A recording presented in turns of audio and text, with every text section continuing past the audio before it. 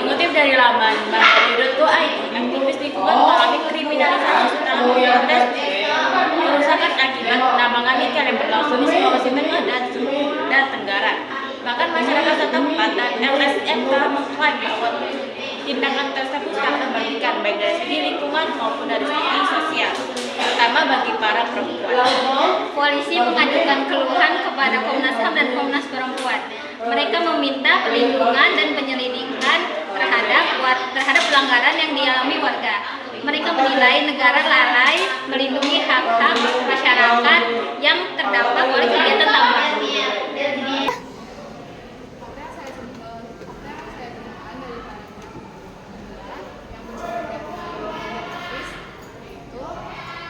Ada 9 alasan buruh menolak Omnibus Law UU Cipta Kerja tersebut.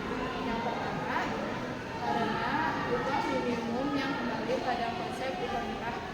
Yang kedua, ongkos outsourcing seumur hidup karena tidak ada batasan jenis pekerjaan yang boleh di outsourcing. Adapun pembatasannya diatur dalam peraturan pemerintah. Dikutip dari Tirto.id, revisi UU KPK yang disahkan pada tahun 2019 menimbulkan kontroversi karena dianggap melemahkan lembaga tersebut.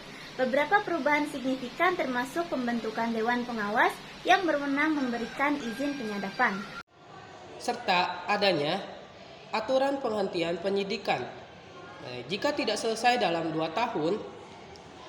Lalu ada juga pengangkatan Ketua KPK yaitu Firly Bahuri, juga pernah menuai kritik yang dikarenakan riwayat pelanggaran etik yang sempat membayangi, sehingga banyak pihak yang khawatir kepada masa depan pemberantasan korupsi di bawah kepemimpinannya. Terima kasih. Pelanggaran HAM di Papua terus semakin memperburuk dalam beberapa tahun terakhir. Konflik bersenjata yang melibatkan TPNPB dan pasukan keamanan Indonesia terus semakin memperparah situasi. Laporan mengatakan bahwa warga sipil Papua adalah korban kekerasan yang diduga kekerasan kekejaman massal yang meningkat.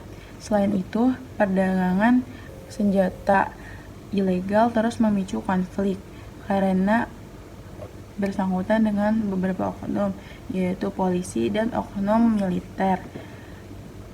Dan sebab itulah pelanggaran HAM di wilayah tersebut semakin parah.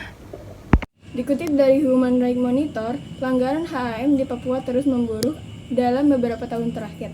Konflik bersenjata yang melibatkan Tentara Pembebasan Nasional Papua Barat, TNPNB, dan pasukan keamanan Indonesia semakin memperparah situasi.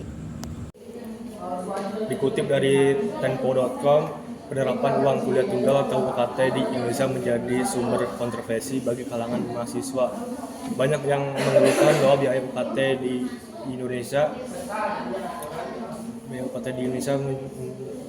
yang tinggi membuat pendidikan menjadi tidak terjangkau, terutama bagi mahasiswa dari keluarga berpenghasilan rendah. Meskipun UKT dirancang untuk menyederhanakan biaya kuliah, kritik muncul karena biaya tidak sebanding dengan peningkatan kualitas pendidikan. Mahasiswa dari berbagai universitas di Indonesia telah melakukan protes dan menuntut transparansi dalam penetapan UKT dan menginginkan kebijakan yang lebih adil. Isu ini mencerminkan kekhawatiran yang lebih luas dari segi komersial pendidikan dan aksesibilitas pendidikan di Indonesia. Terima kasih. Dikutip dari paragraf 6, yaitu mengenai tentang politik dinasti. Artikel dari Tirta menyebutkan sejumlah kandidat di Pileg 2024 berasal dari politik dinasti, termasuk anggota keluarga mantan pejabat yang mencalonkan diri di berbagai daerah pemilihan. Contoh mencolok ada Gibran Rakabuming Raka, anak dari Presiden Joko Widodo, dan sejumlah anggota keluarga lainnya yang mempertahankan atau memperluas kekuasaan kekuasaan politik keluarga mereka.